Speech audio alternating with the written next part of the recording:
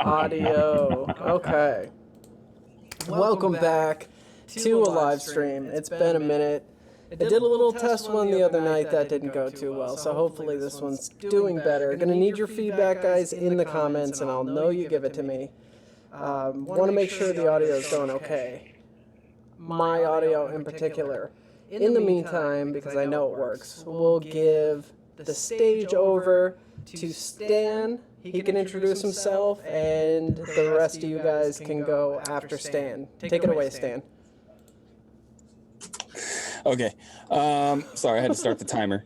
So basically, I am rocking the Hermetic. Who are you? Huh? Who are you? Oh, yeah. Okay. Is that what we're doing? Dude, I don't know. You didn't tell me what was happening. You just said take it away, Stan. So I'm just doing my thing. I'm Stanacious. TenaciousTXVapes on YouTube. Also, LucidRDA.com. That's me. That's what I do. Design hardware and other fun stuff on YouTube. You guys should check it out. Vape Stew host, as well as one other guy on this panel. And that's me. You want me to talk about what I'm vaping to or no? Mm-hmm. I can hear you. Yeah, fine.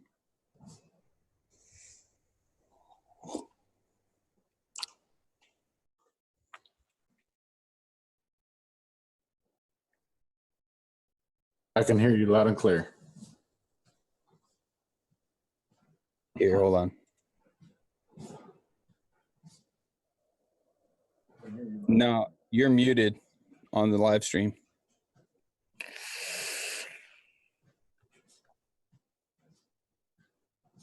No, you're muted. All right. I'll get him the invite. MrJustRight1, vaping with MrJustRight1. That is me.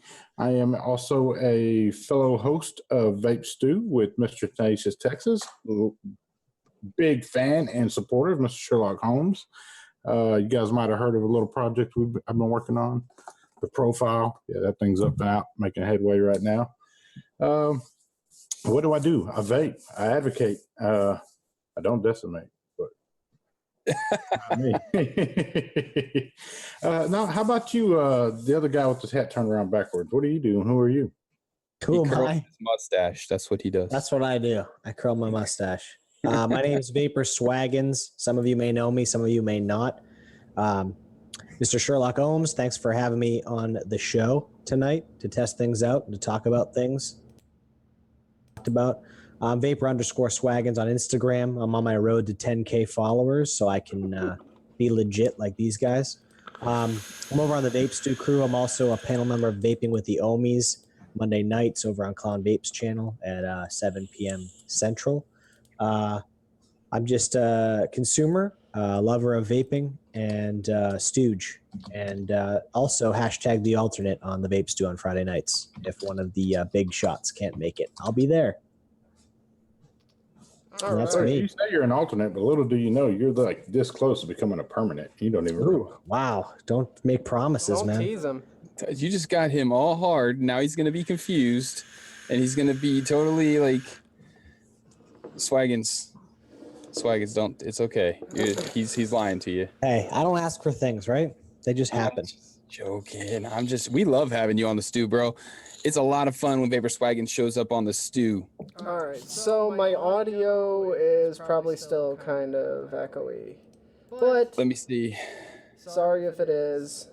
I'm not really sure. How to Yeah, fix your this. audio is pretty echoey. Yeah, I know. I don't know what's happening over there, man. Your mic set correctly? What mic Yeah, are you You using? mute your desktop audio and then just go through the mic. If I do that, then nobody's gonna hear you guys. Because I know I can definitely. Right now I have OBS, or not OBS, but the Zoom meeting. Yeah, muted. My computer speakers are off, buddy. I'm wearing headphones. I can hear you guys. They're not going to be able to hear you, but they're probably hearing, yeah, echo's gone. But the second I turn you guys back on. Well, I'm gonna that's be echoing because what's happening is it's Zoom and your microphone inputting. So you're going through the desktop audio as well as Yeah, but then OBS isn't picking up me going through the desktop. So What I either is need your- to stop Zoom picking me up, but then you guys wouldn't hear me.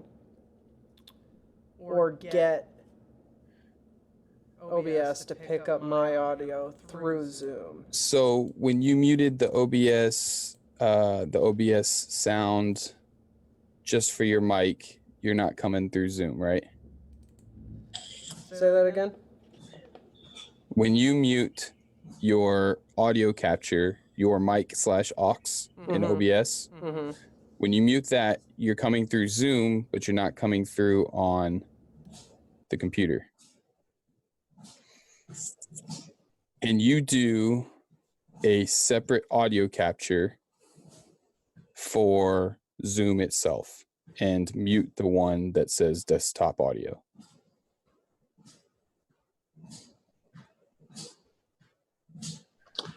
Hey guys, we're walking And we through. thank y'all for bearing with us too, guys. We're Technical working through difficulties. this. Friends help friends. That's what Y'all we do. didn't know that this is actually a tech video. We're showing like how to teach someone how to. I mean, Sherlock knows how to do this, but he's playing a really good part right now. He's saying, "Hey, I don't know how to do this. I have no This is for fucking you clue guys." what I'm doing. Yeah, No, there you go. my only audio He is could win. mic He could win an capture. Emmy right now. You know, I believe it. when you watch Sherlock Holmes on YouTube, you see all this fancy camera work and everything. You see like all this really good audio and video editing, and you're like, dang, this guy is good. He knows what's going on. But then he messages you in the middle of the day. And he's like, yo, let's do a live stream.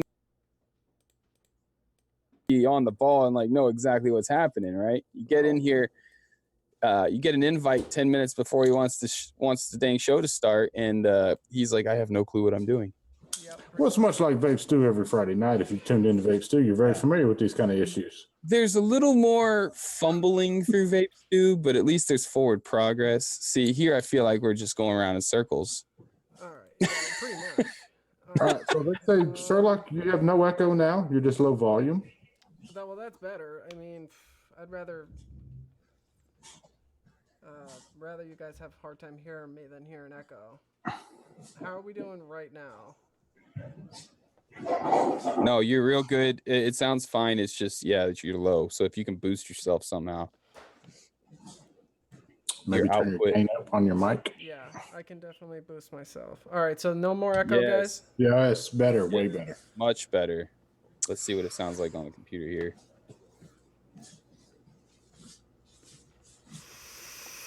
Hopefully this is better, guys. Perfect. Everything's good. Yes, perfect. Everything looks okay. All right, thank you guys for bearing with me.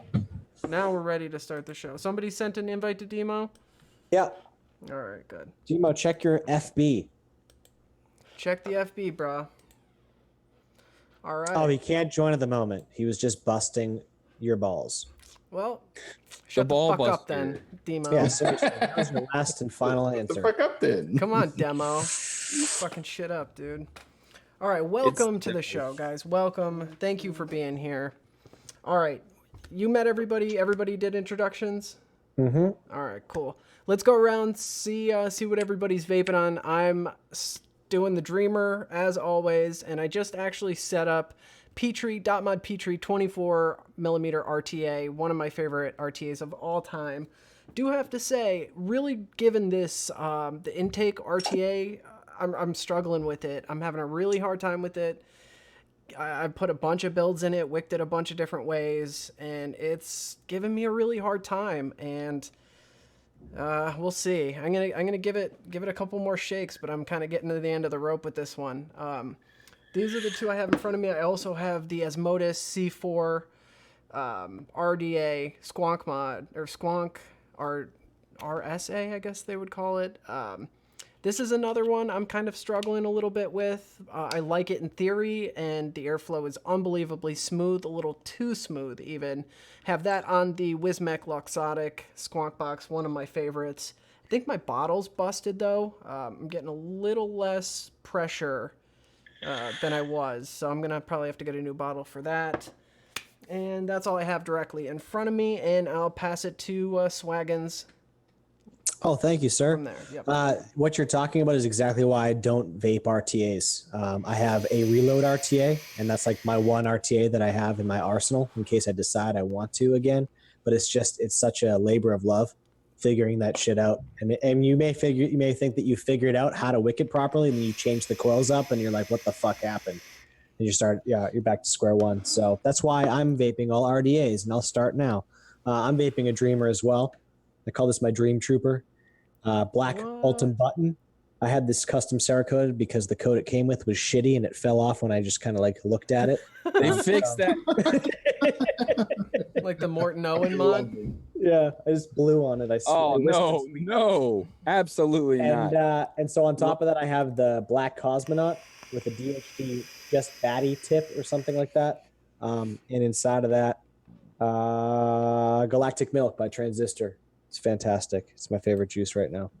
I'm also vaping on the L Thunder 2700 in white with the profile mesh RDA on top. Gorgeous. A nice matchy. Damn, that's gorgeous. White drip tip. And inside of that, more Transistor Lemon Berry. It's delicious. It's even better out of this RDA, I'll be honest. And finally, I'm vaping on the Warlock's Guardian, a DNA 250C dual 21700 with the Warrior RDA on top. This is by Mark Clough, Warlock Mods, Gathering Vapor Lounge over on Facebook. Warrior RDA on top, and inside of that, I'm vaping Turkish Maize. That shit's delicious. Yeah, it is really delicious. You'd be thrown off by thinking the butterscotch, but it really just tastes like corn puffs. Fucking goddamn delicious. Yeah.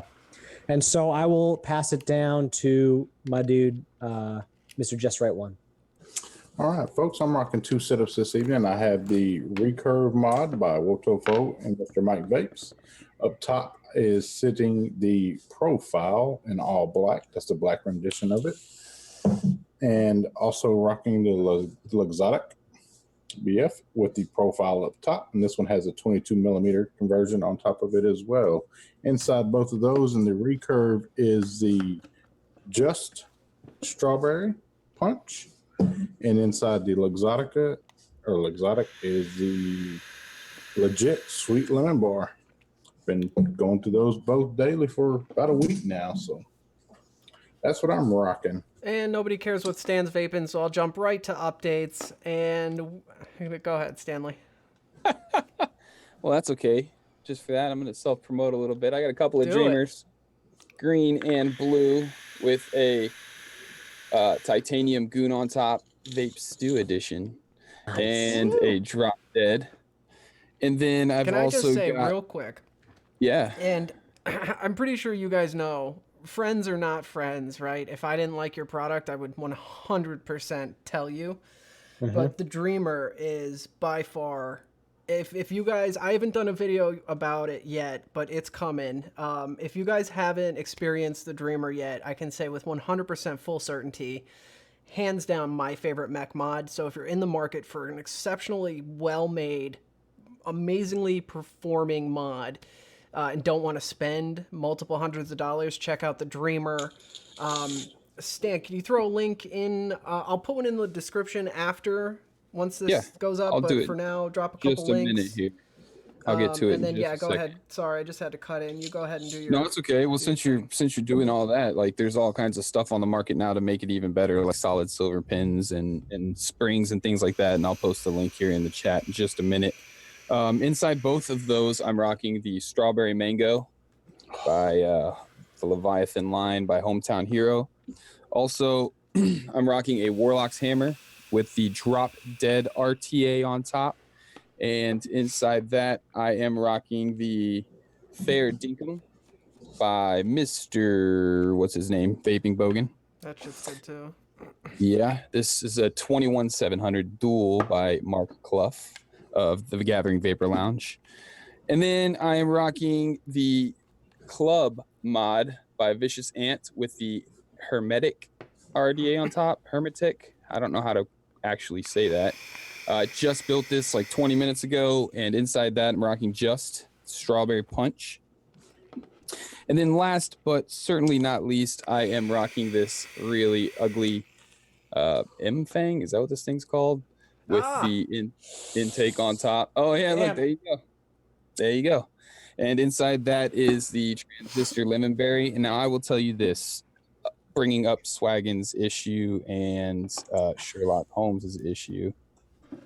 I built both of these first time and got the waking just right on both of them. Oh, okay. So I don't know what the issue is that you may be having. Swaggins can't build.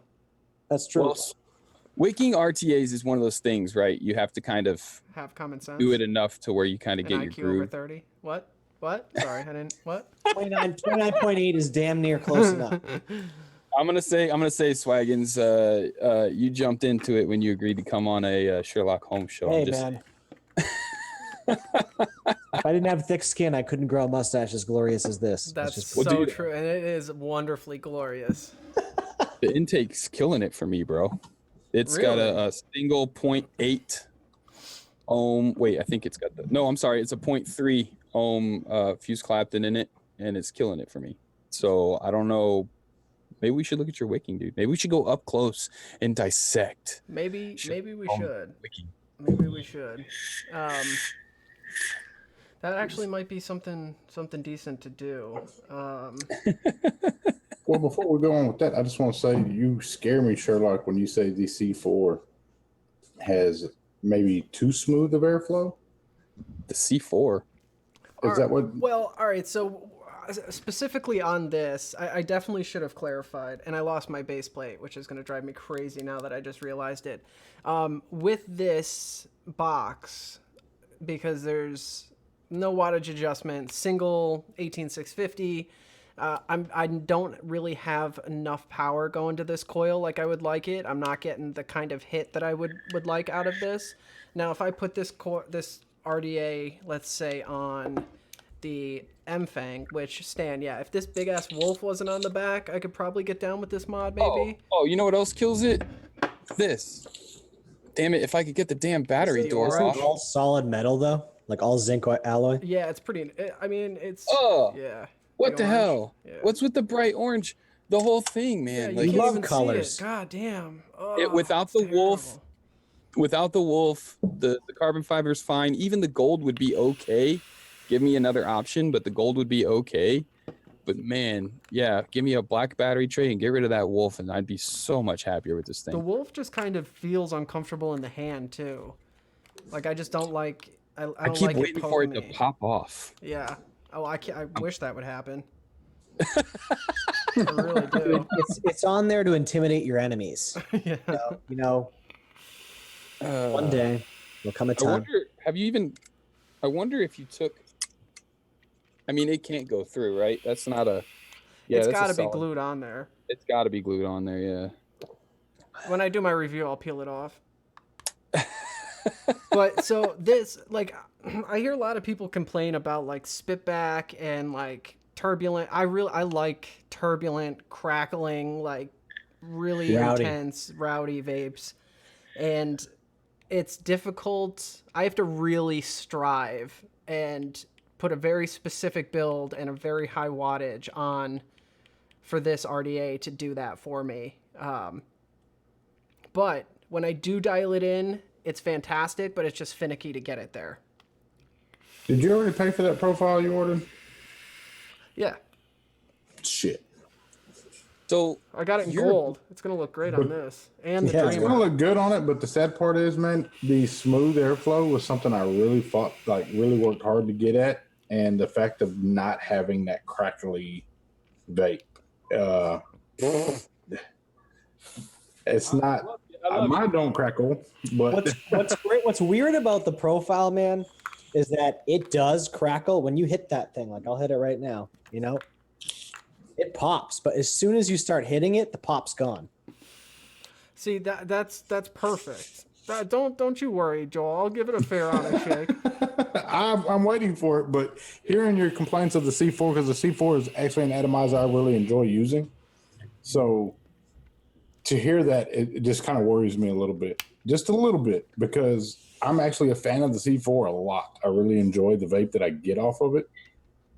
I feel like I should love this damn thing, but for some reason I don't. To me, you know what it's very reminiscent of?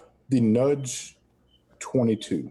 It's very similar to especially in green. I have them both in green. So to me, yeah, they're almost identical. Yeah. So that's why it's a little worrisome to me, because they're very similar to each other, and I know I enjoy my Nudge. I know I enjoy the C4. The profile vape style off of Mech is going to be about the same, I would say. But I anxiously await your opinion, your thoughts, and views on it.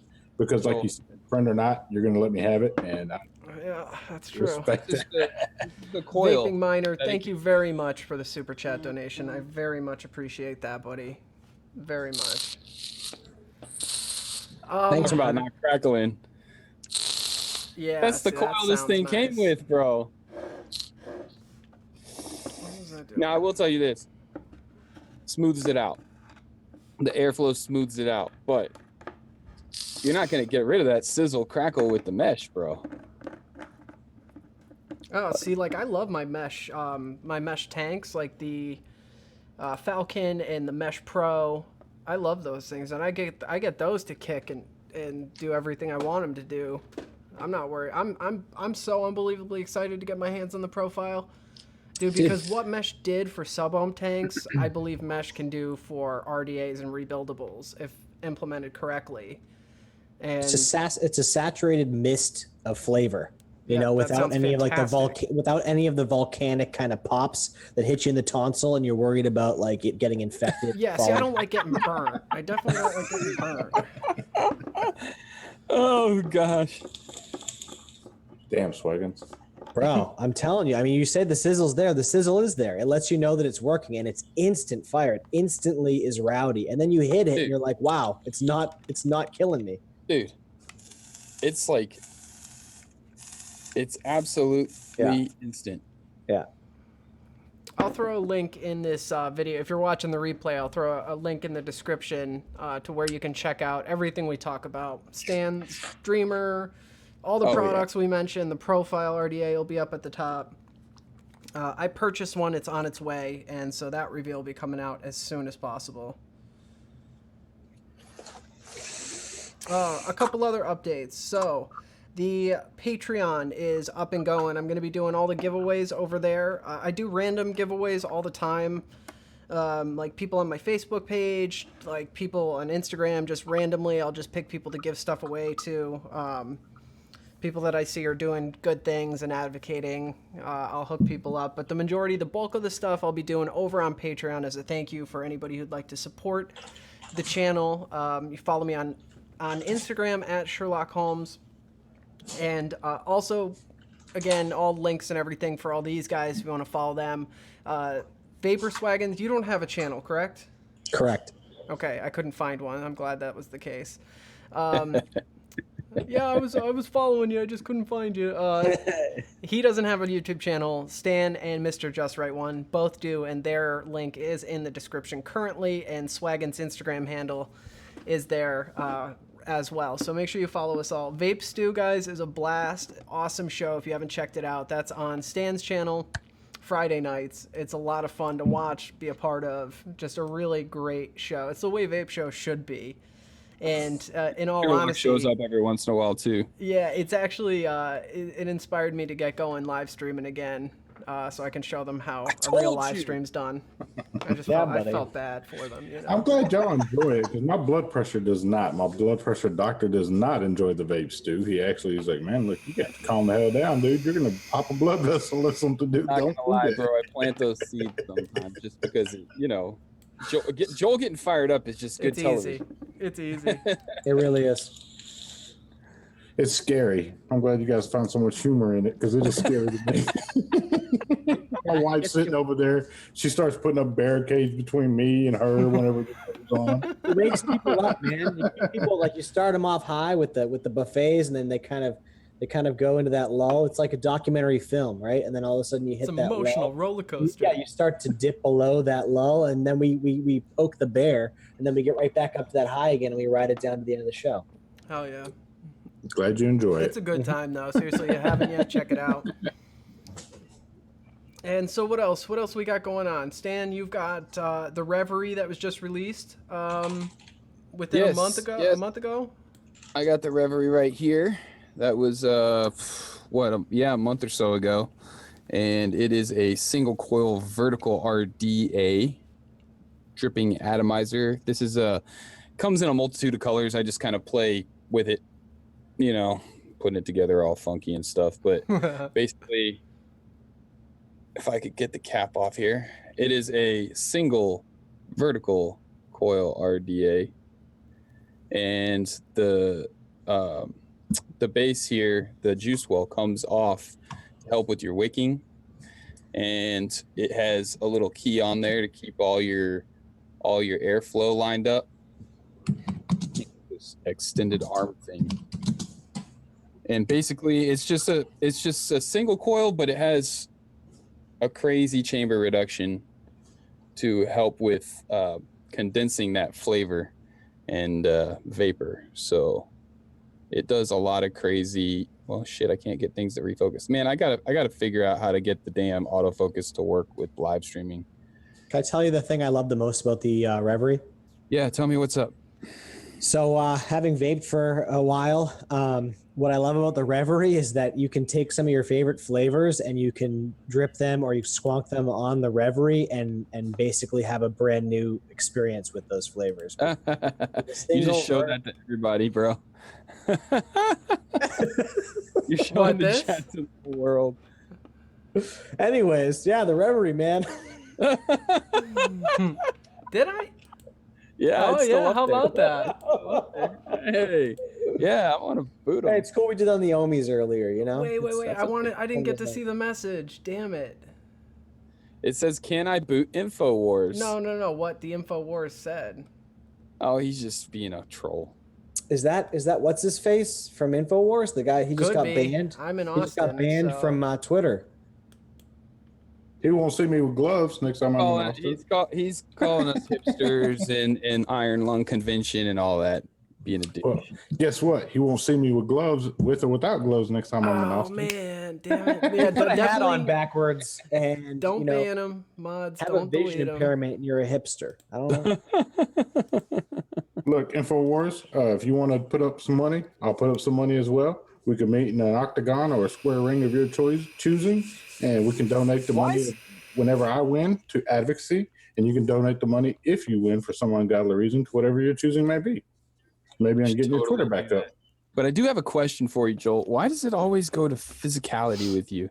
Man, because I'm a man of standing on what I say. You know, I don't, today's time, man, people just get behind that keyboard and they get tough and they get bold and they get brave until somebody knocks on their door and they're smelling their cologne. They're no longer that bold or that brave anymore. I agree. Keyboard warriors is how the whole world rolls now. They shouldn't, to me, because nobody's being held accountable. When you hold somebody accountable for what they say or what they type, then their whole attitude changes real damn quick. I used to invite like my big haters and channel trolls onto the live stream to say whatever they were saying in the comments on live. It's a damn bring them on. Yeah, they bring them on. Let's talk to them. They wouldn't. Oh, let him, dude. Is it the real InfoWars? Bring him on. Ask him. Come on, boy. He's probably not in here anymore. Yeah. He's an old ass man. I feel bad for him. I'm kind of. If it is the real InfoWars, I'm kind of giddy about it. No, it's not. Let's see. I'm hoping to run into him on the street down here in Austin. Infowars.com is the channel name. Well, free publicity. There you go. Yeah. Danny Castle, thank you so much, man. That's really, really awesome of you. That's my dude, Danny Castle. He just got a couple of those. What are the Vindicators? Is that what they are by Kennedy, dude? Yeah.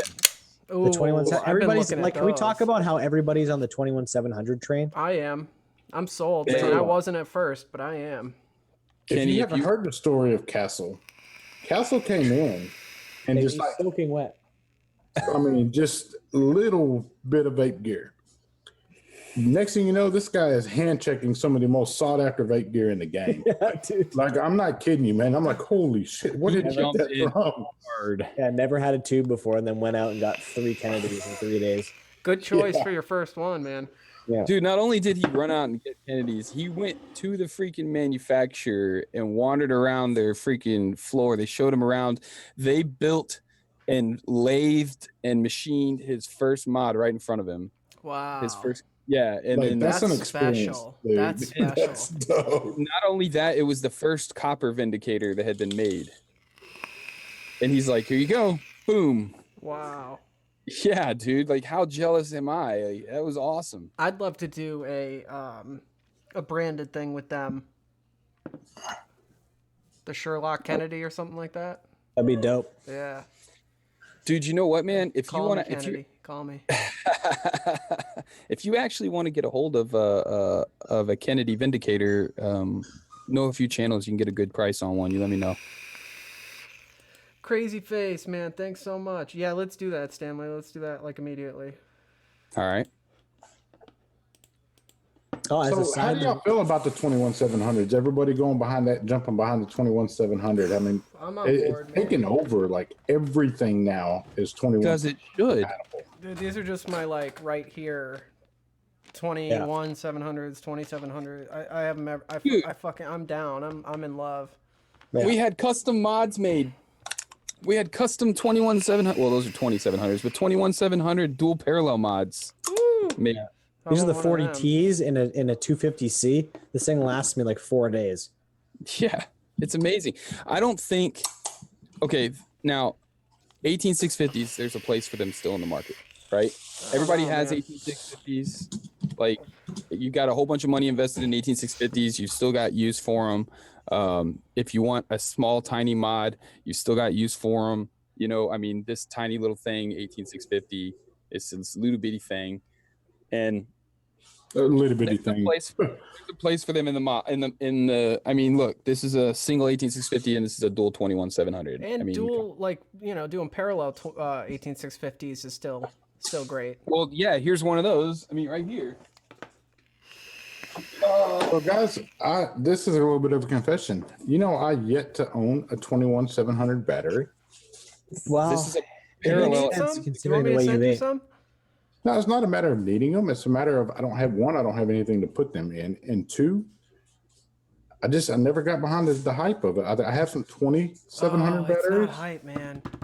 It's not hype, bro. I know it's real. I mean, I believe it's real because all the feedback I'm getting on it, Still. Mooch's battery channel on it, the info. I love the El Thunder. I have 3 of them. Okay, they're 2700 tube mech, but it's like I immediately, I may vape it for a little while, but just to change things up. But after a while, when my 30Ts are recharged, I throw my Cosmonaut back on one of my Dreamers, and I throw a 30T in there, and it's just, I don't know. It's just it's a slight difference in vape quality where it's just like harder for longer, basically. Yeah, that's it. I changed the design on the Dreamer mid-design process.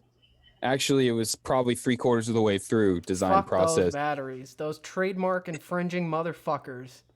Dude, I got Fuck some of them. those, man. Yeah, I fuck changed them. the design 3/4 of the way through the design process just because I heard about the 30Ts and what they were going to be capable of. Dude, not even just the 30Ts. I mean, there's other great batteries that really perform. Dude, yeah, the 21700 there's not any reason other than occasional, like, it's more of a niche now to have an 18650 mod. Everything coming on the market should be 21700 compatible, in my opinion. My only issue and my concern getting into it too was the expense and the fact that I owned a shitload of 18650s and different kinds. I've got my VTC4s, my VTC5As, I've got, my 25Rs and my LG GH2s, the brown ones. Which was it? The GH2? Yes. Yes. Yeah. And then so having to buy, $14, $15 a piece batteries, and that's online too. That's like direct wholesale too. Like having to buy out a whole new fucking, I mean, I guess for most consumers, they don't have 3 or 4, 5, 15 mods going at a single time. But, but even so, like, 4, so let's just say 4, buying 4 mods or 4 batteries, that's $60 in batteries. That's just another like barrier to entry for the smoker trying to quit. And that is one of my concerns with them. But now that I own them and I've gotten past that, the only time I really give a shit is when I'm buying more batteries. And I'm like, God damn, fucking $200 in batteries again. Like, You're right though. It all winds up being at once because you take forever. You're like, I really don't want to spend my vape budget on batteries, Right. and then finally gets to a point where you're like, fuck it, and you Yeah. just buy a shit ton of them. Yeah. But then you look at I look at my shelf that I just put up over here, and half of it's covered in 18650s I don't use, 20Ss, VTC 5As, Ohm Lifes, Ohm Works, like all these batteries that I used to rock, and now I'm not. Now there's the convenience factor, like Stan was talking about, with it's a smaller, mod, but at the same time, I would take that Vicious Ant Spade and I would take one with a single 21700 because it's only like a couple millimeters, thicker, and it hits harder and longer. Well, see, I'm the world's worst with batteries because I don't buy a little bit of batteries at one time. Typically, I'll buy a batch of batteries, and then whenever I feel 6 months, 7 months of use, hard use, of course, I recycle those batteries and go buy all brand new batteries again. And it's costly, and it does eat at my vape budget quite a bit. But I probably have a battery one that I've had for more than a year. Everything that I have is probably 7 months or less. And it's about time I go through again and buy a whole new batch of batteries. And we missed the biggest thing, the best part, really, about 21700s being so popular and being on the market and whatnot, is that you can get like VTC 5As for $5 a pop or like $4.50. It used to be like, $12 to $15 a battery. Now you can get a whole grip of them for the same price as maybe half or a quarter as many. I still rock 186. I'm a mech head. I mean, it's no secret now. I love mechs. it's not because you designed one, is it? Well, no. I mean, when I started doing all this stuff, I didn't talk about the mech stuff too much because I didn't want, Like I want to help people and everything, but it comes to the point where it's like, well, mech safety is a huge thing, so why not just like talk about how much I love mechs and help people out understanding what they should know and stuff like that about it. And excuse me, I've got the 18650 20S in this thing, and it rocks hard. And I still use mechs. I love mechs. And as long as you build your build, I mean, you know this. You're a builder, Sherlock. You can run a 0.15 on an 18650, and it can ramp and act just like this thing. I mean, this is a nasty, fast ramping build on an 18650. Half dead battery, but I think they still have their place. I don't think they're going anywhere for a while. No, I still love my 18650 mods. Like I'm using 3 of them right now. I'm about to set up another one. I'm about to set up my 18650 Ruby, Kennedy Ruby, since we're talking about Kennedys. Well, here's the deal. Things are going to get bigger, and then they're going to get smaller again. You have all these 30 millimeter tubes coming out. Yeah, so you have the slam piece coming out, and then you have the black slam piece, and other people want to get on board with the 30 millimeter tubes and all this jazz, the hammer of God. 26650 or the exactly. Yeah, 26. Oh, I hate those batteries. Me too. The 26650 now, that's a damn good battery, but the 26650, I hate those things. So I have a Snowwolf tube that's fucking 30 millimeters, takes a 26650. It's unbelievable. It's like so big, too big. Well, I'm not sure. I mean, yeah, you can get smaller and still run a 20. The Dreamer's really small for a 21700 mech. The Vindicator is really small for a 21700 mech. I mean, it's a little taller than the Dreamer, but that's because it doesn't have the battery adjuster the same way. But I don't know if you can get too much smaller. I mean, maybe a couple millimeters, but not sure you can do it. That'd be cool to challenge somebody. I'll be right back. You guys rocked. I gotta rinse this thing out. No problem. So just to give you guys some insight, some feedback or behind the scenes stuff, and you were talking about, things get bigger, things get smaller, things get bigger, things get smaller. One of my biggest conversations in which I have with multiple companies across the industry and on the consulting side is market predictions, predicting where the curve is going to be at, what is coming up, and something I preach hard is don't follow the path, make a path. You want to be sometimes people are like, well, they were the first ones to do it. Well, then a couple months later, somebody else comes out and perfects it, makes it that much better. One thing that they do want to do is be ahead of the curve in what's trendy and what's coming next. My personal belief, LiPo batteries power is the next thing. We're going to 21700s now. People are going to get used to the power they have available through those right now. LiPos have been around before. Their life cycle came and gone. It's coming back again. Everything in the vape game works in life cycles. Right now, we're in the life cycle of 21700s, 2700. Mechs are making a nice little headway right now, but I don't see that lasting much longer. The problem with LiPos, Joel, I have a Lava Box DNA 200, which lasted me, the last 3 years, and I love it. Absolutely love it. I got the battery pack extender. I went from the 900 mAh to the 1200 mAh or whatever. It has the power. It has the voltage output, but it doesn't last. It just doesn't last long enough. And then you got to wait for it to charge because you can't throw something else in it.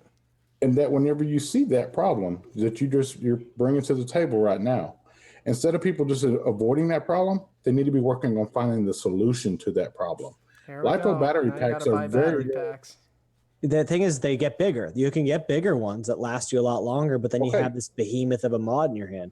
The same thing with the 18650s going up to 21700s. They get bigger. But also, think of how good our 18650s have gotten, where they're at now. I mean, you got some 18650s out there that are solid performers in the industry. Yeah. So what happens is the time needs to be spent and the money needs to be spent on researching and developing proper LiPo power to ensure that, one, we get the power bank that we need out of it, and two, we get the performance and safety that is desired and to be a vape application. When somebody takes the time to invest a small portion of their research and development fund into that, the payoff is going to be great. And mark my words, we can take the time today, 9/10, 10/14. I said that because I promise you, somebody's going to do it, and it's going to pay off great. I'll tell you what, I've always been in the camp of, because I love that mod, man. It's one of the first mods I ever bought when I started vaping, and I love it. It's great. It's light. It's convenient. It has the power I need. It just doesn't have the time. But I'd love to see that happen, but it's like battery science. All right, well, cell phone batteries, how long do they really last you? Well, you have even more drainage on a LiPo. So it's like no matter how many cells you can put in there and whatnot, you have a high drain. And even if you put rapid charging in there and you can rapidly charge it, so you can get 30% battery in 15 minutes or something like that, comparative to how you rapid charge a cell phone battery. It's a totally different kind of taxing situation on this kind of a cell. I'd love to. I agree with you. I'd love to see someone revolutionize things with that, because you'd be able to, change the way mods are made. But the convenience factor is what Sherlock's talking about, and I agree with, in the sense that 18650s, they drain very fast as well. But you can open up the door and you can pop new batteries in and charge the other ones. And Stan, don't time somebody out if they're coming up with their what they feel they want to say. Man, let them say what they want to say. It's a free world. Don't ban them time out. Just leave them be. If they want to come on, they can come on. Let them. I welcome the feedback and the rebuttals all day long. Damn it! Yeah, let me see Infowars. Okay. Yes, he was just talking about your batteries and butt plugs and stuff, and I was like, yeah, it's just that's it's valuable whatever. information. I don't know. Hey, okay, hey, that's cool. On that's cool, man. We don't like. I know how you are, Stan. That's all. Look, I appreciate it, brother. I do. I appreciate the hell out of it. But Texas is a small place. I don't. Okay? That is a lie, a flat out lie. Texas is huge. It's not as big as the world. So what exactly are you putting on your Kennedy Ruby right now? I have Sherlock. a 20 gauge Nichrome 90 round wire build in here, sitting from the last time I used it, and it's in good shape. So I'm just, because like the old school Ruby mods, this is a number 18 Ruby, and the post holes are just so small. The 3 posts. Yeah, so trying to get like aliens, it's possible, but it's extremely difficult and not something I'm trying to do right now. That's a 22. That's mine right there. No, it's a 24. No, it's a 24, yeah, but dude. It's small. That's mine right there. I have a Kennedy 22 right over here, and I'll tell you what, putting like a 3mm set of even fused Claptons in there is a pain in the ass. Those are tiny holes, man. Yeah. You know what that looks like to me? You know what? I see that, and I see a Patriot. That's exactly what I see. The Patriots? The Patriot. That's what I see. Shut up, Swag. What do you mean? I'm sorry. They just played, didn't they? Yeah, they did. The Patriot RDA from back in the day. That's exactly what I see when I see that post design. And like, dude, you know how many of them post holes I drilled out on that one? Yeah, see, I used to drill out my post holes too, but on this, like, it's so special to me, and it's a number 18, and I'm not trying to destroy one of these posts. Well, I got this one now, the 2 post 25. And so I'm awesome. sending the 24 away, but this 2 post 25 was given to me by a very awesome patron from Kuwait. Oh, that's so cool. It's number 24. Woo! And I'm like, yeah, I'm gonna go ahead and get rid of the 3 post, because I don't like to I don't usually try to keep more than one or so design of something unless it's my own thing. But yeah, I'm keeping the 25. It's dope. I like it a lot.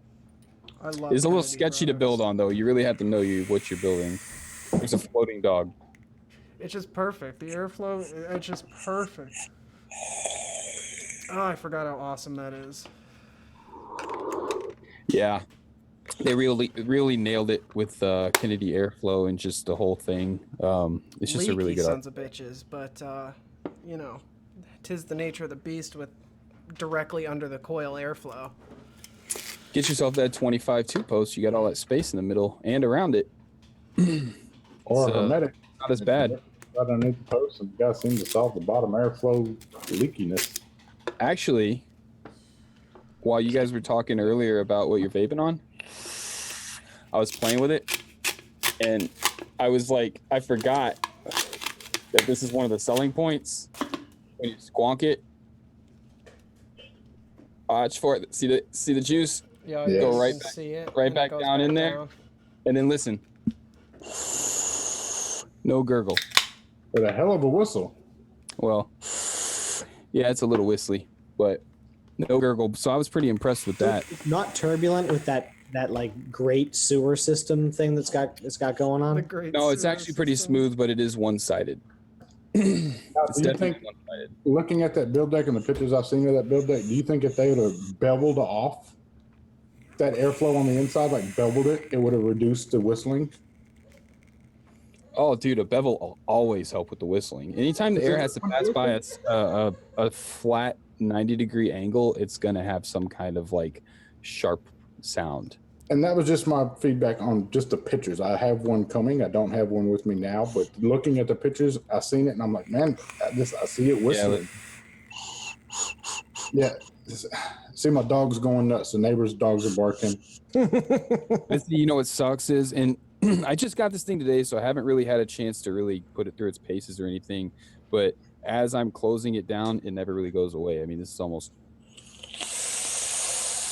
it never really goes away. So it's a little whistly all the way through the whole entire airflow. What kind of build? But do you how's have the in it? flavor?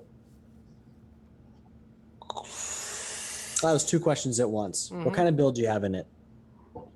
It's a 22 millimeter RDA, bottom airflow. The flavor's good. It's not the best I've ever had, but it's good. You know what we could do? Hold on one second. What could we do, Stan? Tell us. I'll give you a direct comparison to the recurve real quick. The recurve. Why not the nudge? Well, why not the profile? The profile's mesh, brother. That's apples this and is the oranges. This is the recurve. Yeah, you can't compare it to the profile. Did somebody say that? You're crazy. I like you, man, but you're crazy. I'm gonna say that it's hotter. They have about the same build in them, honestly. They're both like a 0.1, or I'm sorry, a 0.2.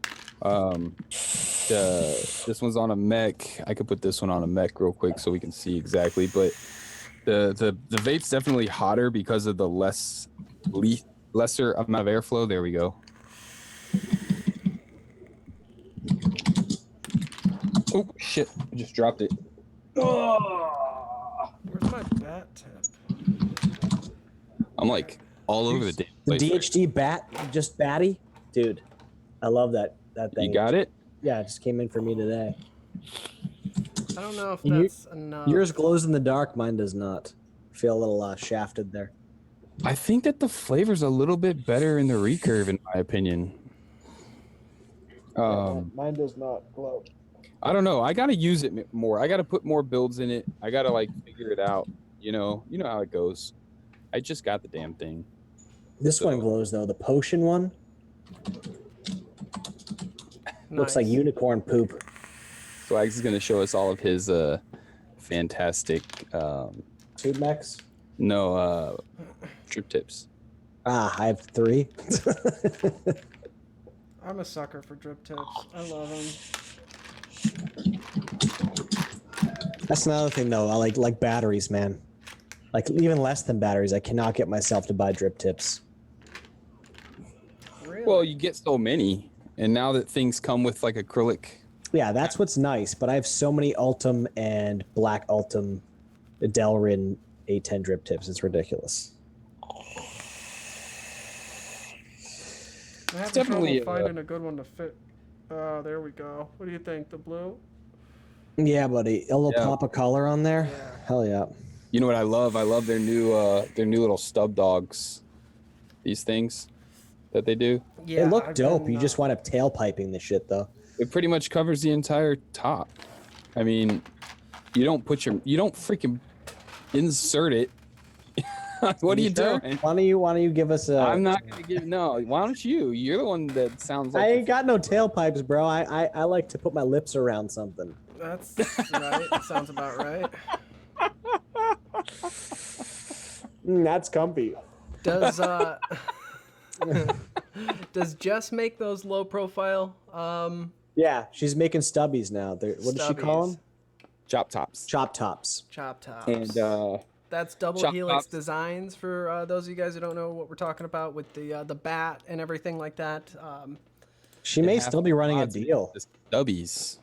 I think she's running a deal right now, and she's got like Halloween tips. That's where I got my potion one that glows in the dark, and my I thought you said you don't buy them. I said, I guess. I mean, generally speaking, yeah. You heard it here first. DHDaccessories.com. Mm-hmm. She gave me a patch too. I don't know what happened to the patch she gave me. I don't know what I'm going to do with it either. Put it on your backpack, bro. Oh, my backpack, dude. Yeah, those bat ones are sweet. So sweet. You think so? I love them. I'm not a fan.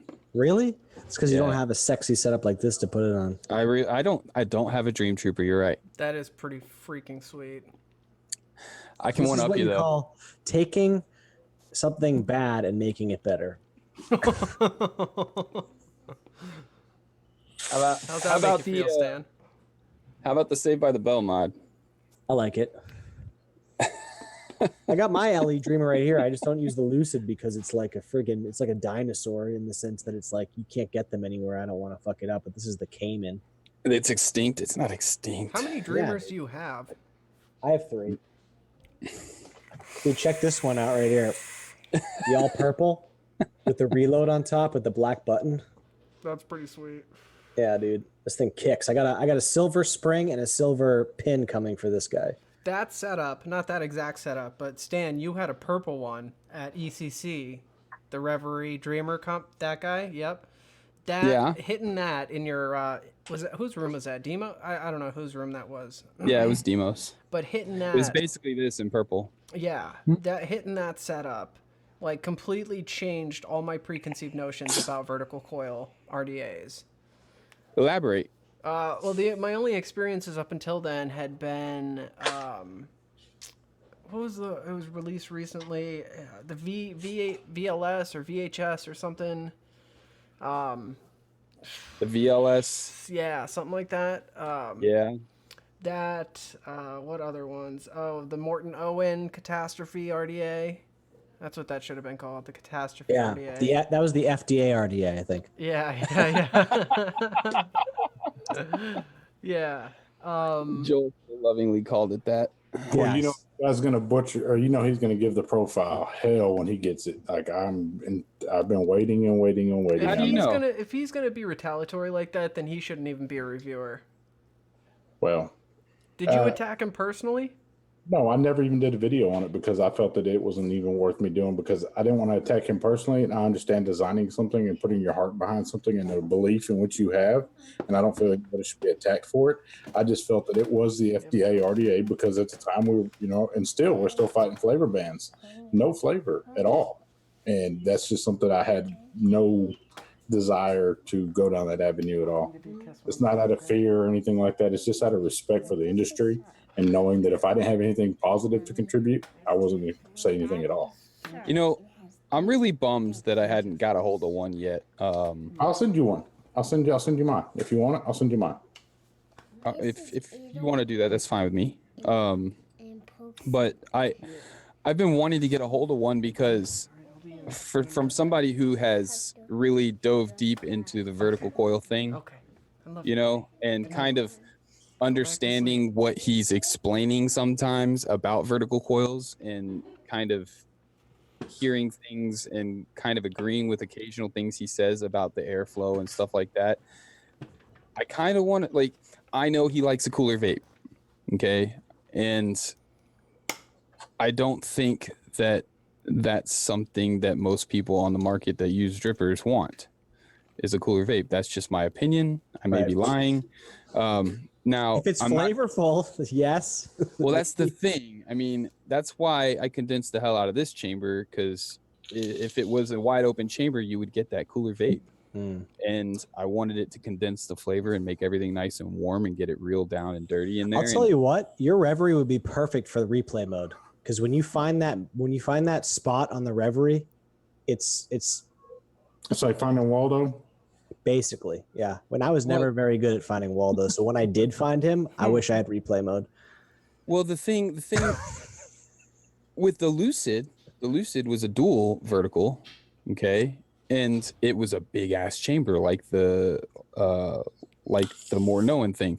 Only it wasn't, the airflow wasn't designed the same. The airflow was designed differently. But if you did not build the Lucid the way, like, you had to tinker with the Lucid, it could be built to get you that hot, warm vape, flavorful vape you wanted. But if you just threw coils in it and ran with it, some people would give me messages and stuff. Oh, I don't get any flavor out of it. It sucks. Da da da. It's like, well, if you're just throwing coils in it one time and saying it doesn't get flavor, I get where you're coming from. You're still getting flavor, but you're getting that cool vertical coil, like, high note kind of flavor. You're not getting that dense, warm, low note that you want. You have to build the Lucid a certain way to do that. Well, and you say people don't want a cool vape. I must disagree with you because we set this precedence of what everybody wants and what everybody wants. We don't need to say what somebody wants out of vaping. Their style of vaping is their style of vaping. My style of vaping is my style of vaping. I think there should be a style of vaping for everybody. Some people may like and appreciate a cooler style vape. Some people may appreciate a hotter style vape. Some people may enjoy something right in the middle. And I think that there should be products on the market that cover all aspects of that, because there's so many different aspects in vaping. And I really disagree with the fact that people that drip really don't want a cooler vape. We don't know that. There may be people, it's a global market. There's people all around the world that want different styles of vapes. I agree. Evidently not. I think we must respect Nolan's that. product. Yeah. Well, that product itself, though, whenever you do vape, just because you have a cooler style vape doesn't mean you have to have a flavorless vape. Just because something may be wanted by some people, say a niche market, doesn't mean it's going to be marketable and sell well. Well, it's no different than you have your what are they called? Like a glamour like there's some juices on the market that a lot of people, they're not just big names in the industry, but a craft beer.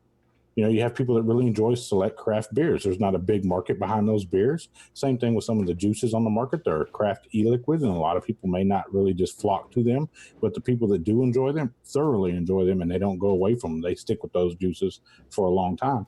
There needs to be craft RDAs and craft hardware out there as well to fit that niche of the market. Just because something may not sell just super big numbers doesn't mean it wasn't a success at the level it was intended to be at. And I think that's where it opens up the self-made industry, people that fund their own projects, get them out there and find that niche. What happens with the reviewers today, and not all reviewers, but most reviewers out there, if it's not the hot item that everybody's looking to buy and everybody's looking to sell, it kind of gets overlooked and kind of pushed behind and back on the shelf. And I don't think it should do that. I think it should be something that they open their minds and accept it and try to find what niche they were trying to get at with it. Unfortunately, with the Nord, I was unable to find any niche that really fit in or executed perfectly on all three aspects. So that's just my opinion, guys. I know a lot of people don't agree with me, but people will. You're right. And that's why I was saying, in my opinion, I don't feel that a majority of people want cooler vapes. And I am totally within the realm of understanding that heat changes flavor. And if you're looking for higher notes and fruity flavors to pop out in your juice, then you're going to want a cooler vape. Have you ever noticed how in a custard or a creamy vape, if it's a really hot, it just kills that smoothness of the cream. It just takes it out. Typically, okay. Now look at a custard, and whenever you eat a custard, how do you eat it? Do you eat it hot? Do you eat it like lava coming off the plate, or do you eat it as custard normally served at a cooler? Absolutely. When that would make sense as to why a custard is more enjoyable at a lower temperature and lower wattage. You just reminded me, man. I have a chocolate eclair cake in my fridge right now, and I'll tell you what, that cake tastes delicious at 60 degrees. You have to look at your e-liquids that you're vaping on, the profiles and what you go for, as to how the flavor that's being replicated is consumed in the other aspect. Like an apple pie, for example, is better served warm. Some people love it mildly warm with ice cream on top of it. Some people like it without the ice cream, but typically it's served warm. It's not served cold. Yeah. All right, so And- there's like this kind of brings like there's no right or wrong way of vaping. Like as long as you're doing it safely, I don't give a fuck how you vape. Hot, cold, RDA, sub-ohm tank, there's no right or wrong. And that's one of my biggest pet peeves in my comments and when people are like, "Oh, that's wrong." But with the whole Morton Owen thing, in my review, I didn't attack him personally. I just stuck to the product. But then after the fact, I almost did a follow-up video because between him and that company being completely fucking shady and lying and just being total scuzzballs about it, releasing it pre-order, but it's final product, and by the way, surprise, there's this thing we knew about the whole time, even though he was saying, no, this is the final product, and I just, I don't know him from Adam. I don't like his content. I don't like him. And due to that whole thing. He kind of buried himself because you go back and watch a lot of his videos. He went after some of the most successful products that were on the market and tried to just dissect them and say why they were wrong. That's a bad thing to do. That's something that you should not do. Because of this. That's a practice of life, man. It's like anybody can look at anything and find negative. Okay, if you're looking for fault, if you're that fault kind finding, of douchebag, yeah. If you're fault finding, nobody wants to hang out with you. Okay, try to find the good in shit because everything has a redeeming quality except for whatever the name of that RDA was. Right. Oh yeah, But the RDA, right. I did look for it. I did. Trust me, guys. I looked and looked and looked. And couldn't find I it. gave that thing a fair fucking chance too. I welcome sending it to you, Stan, because I hope you find something within it that has some redeeming qualities about it.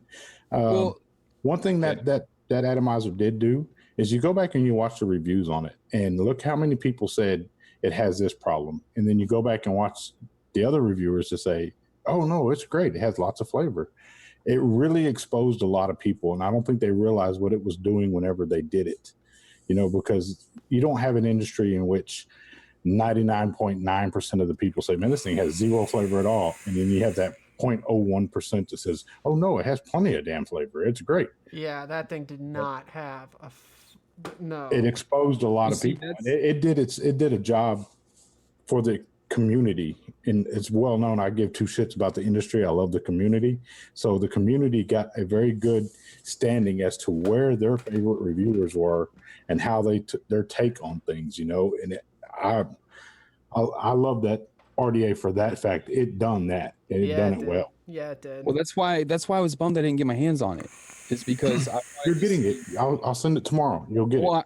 Cool. I appreciate it. But I wanted to see if he accomplished, because I subscribe to him. I watch. I just pay attention. Doesn't mean I agree with everything. And we've talked about this before, where I basically have said, I think that he's wrong the way he says, this is the right way, this belongs like this, or this, you can't say yes, no, black, white especially with this industry, and or this is wrong because of this. And I wanted to get my hands on it because I wanted to see if it actually accomplished what he always talks about for himself, and he likes it. He vapes it all the time. And I wanted to see if I actually could see where he was coming from by using it. If I put that in the mail to you tomorrow, you should have it by Friday. I anxiously await your input. Dude, we'll totally talk about it. But I want you to get your hands on it and play with it and see what you think, because I welcome any feedback on it. I really do. Cool. I may come and say, dude, you're right. But what they realized was what I said earlier about the consumers weren't ready for a change that different, something that comes out that's designed to vape that cool. Because what they did to change it, what did they do to change it? They're like, hey, here's some air blades. What do the air blades do? The air blades condense the chamber and redirect the airflow directly at the coil, really close to it, right? And what does that do? That automatically ups the heat. That automatically ups the cooling of the coil, and you can put a bigger, nastier coil in there, and you can get more flavor out of it. I'll tell you what, outside of all of the cons to the RDA, how do you feel about that little cup, the little catch cup for the wick? Do you think that that's something that was... That was well, Now, this is what I like. What is that going to do? What it does is it gives you a reserve to let you wick on the top. Because, like, I do have the Reverie. I think if the Reverie had a catch cup in it, it would make squonking that much better. Of course, you're going to bottom feed, but you're going to also just put a hang it little bit of down juice into the base, into the well. So same thing. You don't need a dedicated cup for that. If you just let the wick spill over, it does the same exact thing. You don't need to have a separate, unless you're trying to take up space in the deck. Yeah. Same principles apply. That little cup's not doing anything. That's why I think they did it wrong. Yeah. I think they should have had a hole in the bottom of that. There you go. He said it before I could. It should have had a hole within the bottom of it, so that if you did jump into it, exact thing Sherlock's talking about. Because that just creates a vacuum at that point. Like exactly. It's for wicking. It's wicking.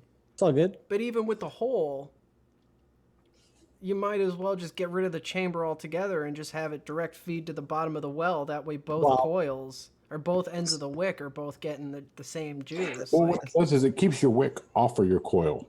And by having a dedicated place to go, it keeps that wick from resting against that coil. Little guy to hang the wick over. Great idea. Pin it on paper. You know what I mean? Like that. Those are things that look out for whenever you have ideas like that. Jot that down, scribble it out on paper, because it's a great concept. Because when you look at vertical coils that you leave your lead hanging at the top, typically they rest on top of the coil. And that's not something I really enjoy to see. I'd much rather have that coil, a dedicated place for it to go to get its juice and wicking accordingly by itself without resting against my vertical coil. That's an excellent idea right there, though. Excellent. In my opinion. Humble opinion. I'm not doing a vertical, so feel free to have that one. First one's free. Dan, take note. I'll tell you what, I think that the Pulse X, the Pulse X looks very interesting to me. If I squonked more, I'd probably be really excited about it, because it does what a squonking atomizer should do, in the sense that it literally, whether you do vertical or horizontal, it is pouring juice on the top of that coil, directly on the top of that coil. It's a reduced chamber, and you get bottom and top juicage, if you will. So that was hang the wick over.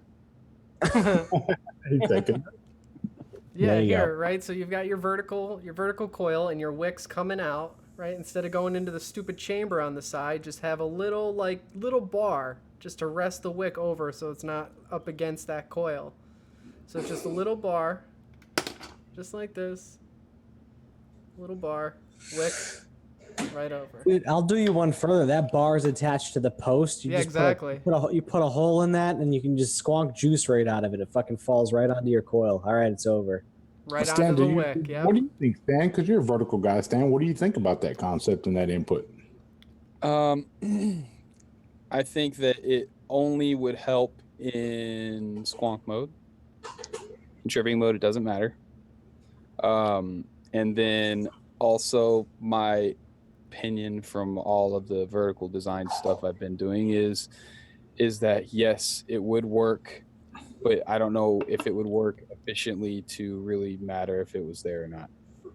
I mean, if you could do it to where it wouldn't be in the way because of space issues, if you could do it to where it wouldn't be in the way, it'd be worth trying, and it'd be even worth being there. It may be even worth being there if you didn't use it.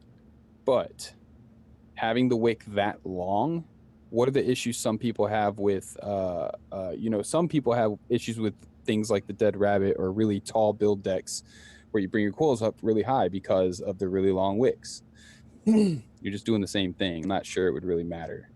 So, I mean, that's just my opinion. You're basically doubling the distance from where that thing would be touching the well and getting juice to than just underneath the coil, through the coil. You're basically doubling the distance going over and coming back down, if that makes any sense. So that's my awfully inefficient to wick that way.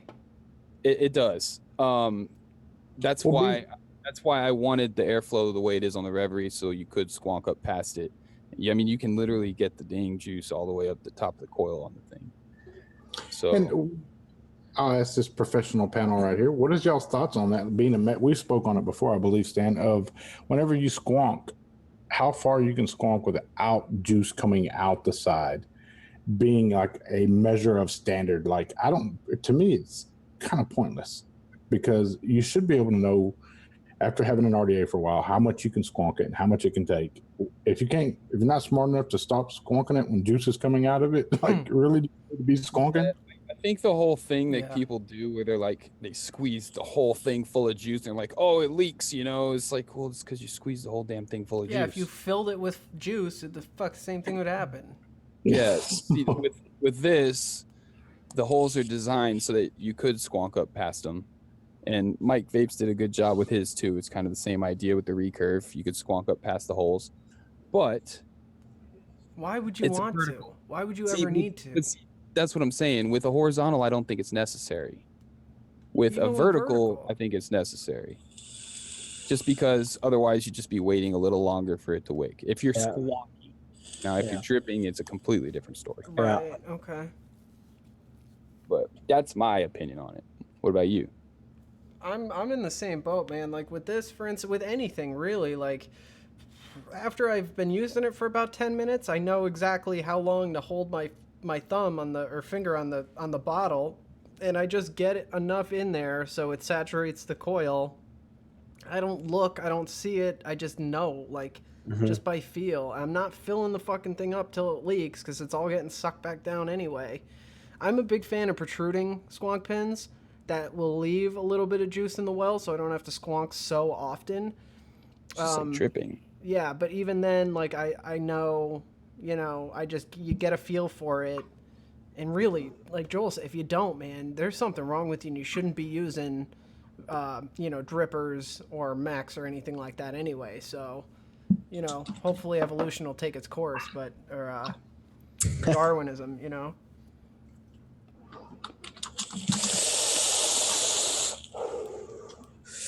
Wait, that's not it. What it comes down to is the fact that, sorry. You know, when you drip, you can over drip. When you squonk, you can over squonk.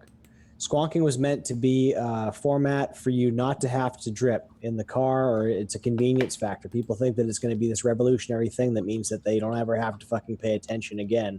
No, it's just basically putting your bottle inside of your mod and giving you that satisfactory vape without the need to carry a bottle around with you. Yeah, it's you still can go an out open on errands system. and shit. Yeah, exactly. Everything rebuildable is gonna have juice come out of it somewhere. I think people are just devices these days are generally just so good now, and with where design's gone, that like I know me personally as a reviewer, majority of the time I'm struggling to find things to bitch about. So, and it's just so like people aren't like, oh, you didn't say anything bad about that, you know, in the comments. It's like shit's so good generally these days, unless there's like major things wrong. It's like, man, I don't know what to complain about. This thing functions really, really well. Like everything else is all subjective, and so what now? I've got to list subjective shit just because, like, I don't know. For the most part, things are really, really good these days. So let me ask you this. Do you feel that the reason why it's so hard to find some wrong with so many devices that are on the market today is, and this is not a bash at anybody, this is just outside the box thinking, so much of it is cookie cutter? Oh, yeah. Well, like, by default, okay. Somebody else, I mean, somebody else has already done the work. These are extremely simple designs. Like, there's not much to them. There's no moving parts. It's literally a positive post, a negative post, a barrel or tank. Like, there's not many parts. You know what I mean? There's not a whole lot of room for innovation. And so it's extremely hard. And it's like, so I'm going through the progress of doing a couple projects right now. And it's like, I find myself sitting here going over designs, sketching new stuff, like trying to innovate just for innovation's sake. And I feel like that's not, like, innovation should be solving a problem or making something easier. But I feel like there's this like inherent need in the market, or like by the consumers, or by just everybody, the culture in general, that's like, if it's not innovative, it's not going to be good. And like, how much more can we really do? Like, nothing groundbreaking. Like, fundamentally, I don't know if anything can change. Get the Bonza. Bonza's a fantastic RDA. Yes, it is. Yeah, I got little issues with the clamps on it, but it's a fantastic vape. It works well. It functions just, I mean, it's the same thing, but it's got good flavor. It's easy to build. And then you look at the dang BTFC that Vape and Fagin just put out. It's a freaking fantastic RDA in my opinion. I haven't built it. I have it right here. You're muted, brother. I have it right here. I haven't built it yet. Dude, put a build in that thing and get cracking on it, because that thing is a damn good vape in my opinion. I heard there was drama with this. Is that true? Yeah, they said that. I'm sorry. Does somebody else want to cover that? I'm talking a lot. No, go ahead. I was just going to say that lasted for about 5 minutes in the vape industry. Go ahead, Stan. It was enough. I mean, okay, there was another RDA with the exact same deck that came out months ago. And it's by HKS. HKS is basically just a brand. Vape built that RDA for HKS, but everybody was saying that this was a clone of the HKS when Vape made both of them. So basically they made the RDA deck for HKS. It didn't do very fantastic. And then they did it again. Who's HKS? HKS is just they're actually an automotive parts company, I believe. Yeah, they used to make high performance. They still make high performance car parts. RDA actually looked like their intake, right? I couldn't speak on that aspect. I'm not sure as to what the HKS was referencing. Cold air intake or some shit, turbocharger or something. But Fagin did what? He just designed the airflow and redid the top cap? Or I'm honestly not. I would be lying to you if I told you that I knew what he actually modified. It's my understanding that they brought him a design. He kind of looked at it, said, let's change this and this, and went with it. And and I'm pretty sure that that's right. And I'm pretty sure that that's what he would say too. This is extremely similar to one of the designs I have. Like, it's exactly the same set. It's exactly. Does that not make you sick? Yeah, it does. Something that I did as well. It really, really, really does. Funny story about that. When I went to ECC in California, I walked up. This was right after that got dropped. Okay, I walked up to the Times Vape booth where I was supposed to be working, and the lead guy that I communicate to the engineer through, his name's Gary. He goes, Gary. Yeah, Gary. He first thing he says to me is, Stan, you see Fagin's RDA? And I said, yes. The BTFC? He says, yes. He says, looks a lot like one you sent to us. I said, yeah. I said, do you feel like you should have done it now? He goes, well, Stan, you get we've shared some messages as well. You've seen some stuff behind the scenes that together we've done it, and we see a lot of that, and it's concerning to an extent, especially from a designer standpoint. Whenever you're designing something, absolutely, and you're sharing it in confidence with a Chinese manufacturer or something, you don't know who sees it on that end. You know who should see it, but you don't know who they share it with and divulge it with. That they're in the staff meeting and say, hey, put up a big display and say, what do you think of this one? And then somebody from that staff meeting then turns around and sells that information to Joe Blow down the road. Well, I'm kind of sickened by this. It's true, but let me clarify that it is not like it's similar. The deck is almost the same, except it's not the same. I don't think that this is like a copy of that. I think it was just a coincidence, the same idea. By any means, I don't think it was one of those things. Like, I get what you're saying, Joel, but I don't think that's the situation. I think it was just a coincidence, because it happens. I have an idea, guys. I'm going to share it on stream on YouTube. Use it however you like, guys. All right. DNA pod system. DNA. Was that the new Martin Owen? Morton Owen RDA you just showed us? What? My sketches? Yeah. No. That's what it looks like. Wait, he just came out with another one? You don't know he has two RDAs, right? Well, I heard he was doing another one, but I never looked into it after the first one. This is Zathog. Yeah, I did a review on it. That's what that sketch you just showed us right there. Yeah, is exactly what the deck looks like. Get the seriously? See, like even like, oh man, this industry moves too fast. Like it's crazy. Well, I'm seeing a trend right now with the hardware manufacturers in China, and speaking with a bunch of them, they are very, very cautious as to what they're pushing out because the industry is moving so fast. Like, especially the companies that are in it to be longevity companies. They're not just, smash and grab type companies. They're being very, very cautious as to what they're putting out and when they're putting it out. They're overlooking and passing up on many, many opportunities because, like you said, it's innovative just for the sake of being innovative. It's not in the sake of actually providing or solving or resolving an issue that's at hand. And when you say moving parts, we've had the RDAs with the moving parts. Remember the little turbo fan that spun and circled? Yeah, but that was complete bullshit. Yeah. That was just pull activated. A couple of those had those in the drip tips and stuff. Yeah. The fuck is that? Talk, Stan, so he can see you. This isn't Hangouts, man. Talk, Stan, so he can see you. Oh, I got all 4 of you guys up. I can see it. That's Morton Owen's thing? Yeah, it's the 2 little skateboard ramps with the coils right in the middle. Since we're talking about ideas, on that? It's top flow. And then it also has tiny side airflow. I got another idea. So it's a bottom feeding squonk addy, right? But there's like a ball bearing system in the center. So when you squonk into it, the ball bearings go up and then drop down and stop the juice from coming back out. And it'll be like damn near leak proof because the airflow will be in the heat sink fins. Chat, what do you think about that one? I'm trolling chat because chat's like, dude, there's already a DNA pod system out. It's called the Lost Vape Orion, bro. I know that. I fucking know. Just like what you're talking about now is the 502 RDA. The 502. I've never tried that. I've got one. The Revolver.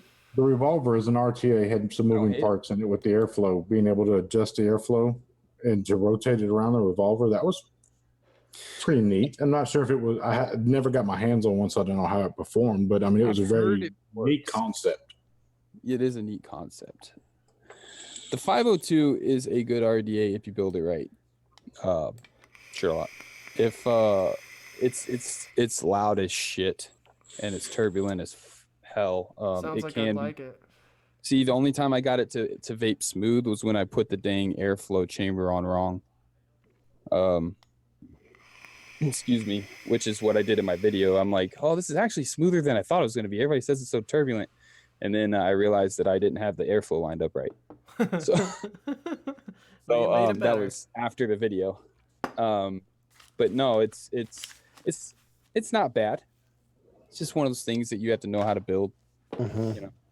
See, I'm okay with that. Like, I like building. So, like, I'm cool with messing around with something to an extent. Like, after a while, though, like, if I haven't had some success with it or, like, feel like I'm making progress, that's when it's like, all right, this is too much. Like, for me, like, I was a professional coil builder. Like, you need to send a Lucid to Kenny. Dude, they don't exist anymore. I don't know. I know. It's almost like I want him to try it because he would love the challenge of it to figure it out. But at the same time, it's like you can't review it because it doesn't exist. Tinker's RDA. I've always said that, and I'll stand by it. It's a Tinker's RDA. And I made it because I like to tinker with stuff, and I wanted other people to kind of enjoy the way I like to vape while being able to change it, and get all kinds of different stuff. There's one part of it that I wish that I didn't do, and that was the bottom airflow. No, you gotta put that in a scrapbook, man. Oh, dude. You gotta put those on the mirror in the morning and look at them, and it motivates you to be quicker. No, what I more do, dragging my feet, man.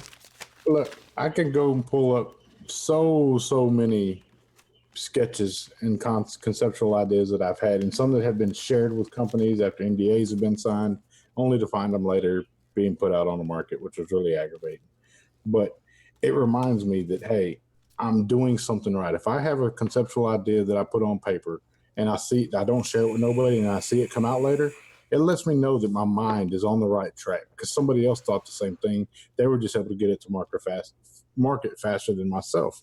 And anybody watching, I'm afraid to anybody do that. watching, I don't want to rush to. 8 months ago, I had my first offer. I could have jumped on that, sent some designs, and been out 3 times already by now. And likewise, dude, it's like having kids. That's the same thing, dude. I could have had my first one a year ago, 2 years ago, but I opted not to. I waited for the opportunity. I offered my feedback on the designs in which they decided to put on the table, and I waited and waited and waited and built those relationships so that whenever I was persistent on something, they were like, okay, well, he's finally got something he wants to do. Maybe we should look at this. Maybe we should do this. Here's the deal. You need to think outside of the box here. There is no box. We need to go wickless, okay? We need a pancake-style coil that kind of sits right on the top of a well of juice. And when you vape it, yeah, that's what I'm saying. Yeah. Dream. I'm just saying, without a wick. No. And you just vape that shit, and it's delicious, and you never have to wick again. Like, that would be... Wick companies would come, and they would murder you in your sleep. It would never... That's why it's never happened before. Because the wick companies would have to go back to selling, cotton balls or fucking ear swabs. You're killing the cotton game. Just killing it. Yeah. Dead. Ain't you sponsored by cotton? So why kill with your one sponsor? Why kill that out? That makes no sense. Because why not? I totally had a dream that I made this RDA and I didn't wick it, and I was just vaping it right off the coils.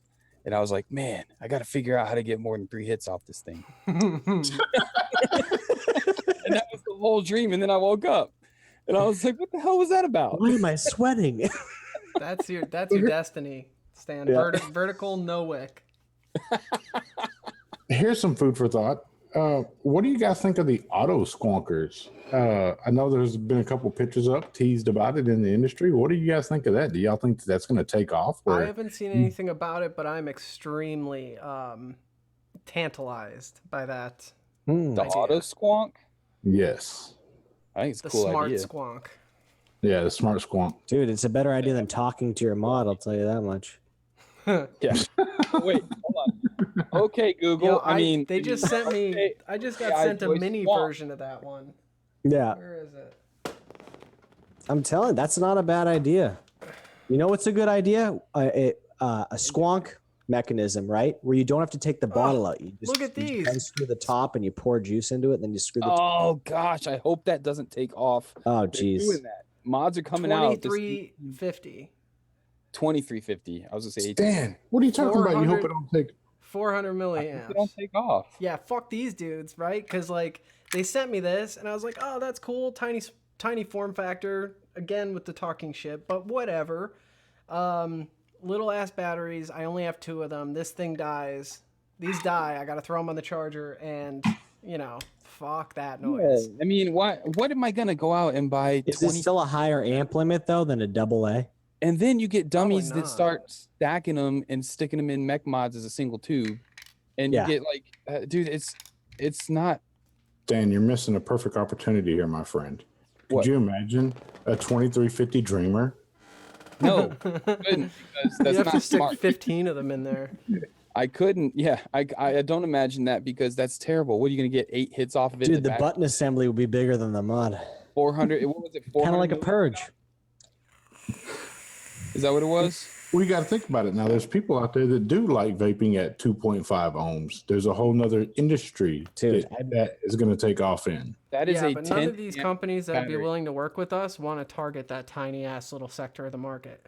Absolutely not.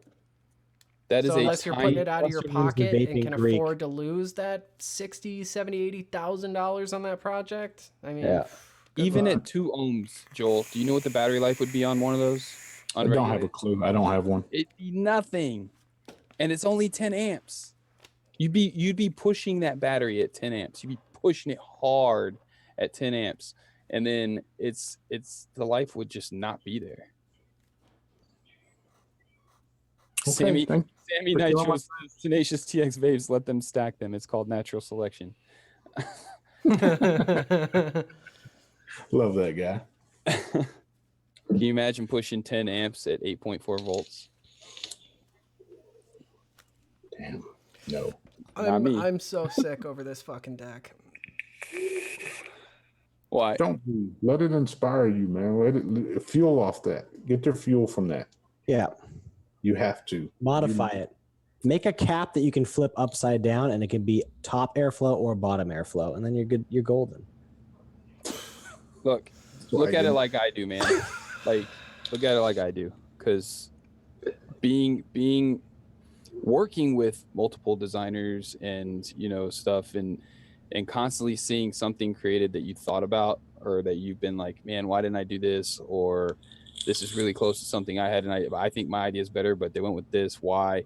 You just have to go, they went with this. This is the idea. I could either take it and I could make it better by adding the things that I think would make it better, or like Joel said, let it inspire you, let it flow, and come up with something else. I mean, it's just the way things go, man. You look at it and you go, somebody else did it. It's really cool. It turned out good. Good for them. Let's figure something else out.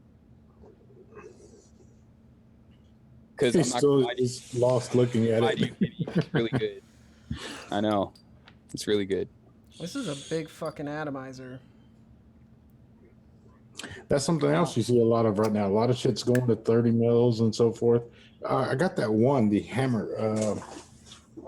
What the hell was it? Shadow Link said, what if they come out with 2350s that had 2025 amps? That could be pretty cool. That could be pretty cool. Yeah, Look but at that. that's, I don't know if that's possible. That's beautiful. that MPL RDA. That thing's less than the size of a quarter. It's like 18 millimeters. It is super tiny. That's a perfect market for that little battery right there. MTL RDA, those lasted a long time. Dude, those are still going, man. There's still a bunch coming out. That's cool. I don't think pod systems are going anywhere. Nah, dude, as long as Nick salts are still out there, pod systems are gonna thrive. I am absolutely unadulteratedly addicted to Nick salts. I always have 3 pod systems on me when I leave the house. Kenny, have Great you tried? choice of words there, sir. Have Thank any you. of you guys tried that Vandy Vape Nick Salt Squonker kit? No. There's a tiny little mod. It's Nick Salt Squonker kit. It comes with a tiny little MTL RDA, and I've seen it. I kind of shrugged it off, whatever, because how good could it be? I mean, I've only used one MTL RDA that I thought was okay, and it's somebody sent me a picture of it, said, hey, look what I just got. Somebody I talked to a lot on Instagram, and he said, hey, look what I just got. I said, oh, that's cool. He said, dude, I basically threw my Me Pod in the garbage. I said, really? Yeah. Size comparison to the Tobe. The Toblerone? The Tobino. That's the size comparison right there to let you know what they look like size-wise. It is. And can you guess the name of this little bitty beast right here? They call it the Reaper. It's like, that is like a false advertisement from hell. No way that is a Reaper. That's funny. What were you saying, Stan? He wasn't saying much. I was just curious if anybody else had tried it, because I was surprised at his impressions of it. Phil Lee says, I'd like to say thank you for the very best squonker I have, and now in permanent residence on my DNA 75C squonk. That's awesome, man. I'd love to hear stuff like that, buddy. If you want to retire it, buy a profile. Apples and My oranges. rebuttal to that? No, sir. Your rebuttal's not needed. Thank you. Okay. I appreciate the input, though. I'll give it in doing my a pod I'll give it system. in my review. Why do you think reviewer hasn't done a pod system? I think it may be in the works. I think juice companies jump on those things, man. There's so many out there. Look, have you seen these things? In all honesty, man, They're everywhere. what can you change? No, it would be a branding thing. It would be Fair enough. that would be essentially like, unless you had something innovative, you'd just be putting, like Grim did it with the Me Pods. Yeah. Well, it would have to come from somebody who really enjoys pod systems. And whenever you say pod system and the reviewer releasing one, the first name that comes to mind, what is your first name that comes to mind, Stan? reviewer who enjoys pod systems. TBC. I love them. I fucking love them. I Freaking constantly have one on Roo. me. Who? Ruby Roo. Mine would be ST Who's Okay. that? He's on He's the vape team. One of the guys from that clan of East Coast He's vape always on reviewers. with Mike Vapes and Mark. And Yeah, not another vape show. And I don't know, whenever I hear pod system, he's the guy that comes to mind. I don't think he vapes very many pod systems. I mean, he probably does, but I think that he would be a good fit for a pod system to come out with. And like you said, it would be a cash grab. Somebody would consider, oh, it's just a cash grab, it's just a cash grab. But it depends as to who does it, as to whether or not they get called out for, oh, it's just a cash grab. You just do your name on something. I Well- have an idea that's not a cash grab that exists. And nothing that you have is not a cash grab. Everything you have is a cash grab. You know what? If I wanted to do cash grabs, I'd have 5,000 freaking designs just lined up right here on my freaking computer. But do you not? No, I have probably 20 or so. 30,000. Cash grabs. I'm telling you, dude, wickless vapes are the future. Wickless. If they were cash for grabs, they'd be a whole lot easier to sell to companies. That's true. I have to sell my designs to a company. Chinese companies do not like to take risks, and I like to do it different. So I'm just saying, this is a cool pod system, bro. I don't know if you've seen this. Even with successes under your belt, they still won't take a risk. No. Well, I'll tell you this: with Times Vape, I've got a lot of leeway now. It used to be like a slight argument back and forth. Like, I want to do this. No, we don't want to do that because of this. This is why you have to do this. No, we don't want to do this because we can't do this. It's like, yes, you can, because I know these things. You can do this like this. Okay, we'll do it. And it would be an argument back and forth, right? Well, now it's like they say their piece one time, and I go, this is how I want to do this, and they usually go, okay, we'll do a prototype. We'll see. So it's not as hard, which is really cool. It's really cool to build up a rapport with a company like that, which is why I like using Times Vape, even though they've had a couple issues. They're a smaller company, but Times Vape, they're really good people, and they give me a lot of leeway, and they respect my ideas. So that's why I like working with them.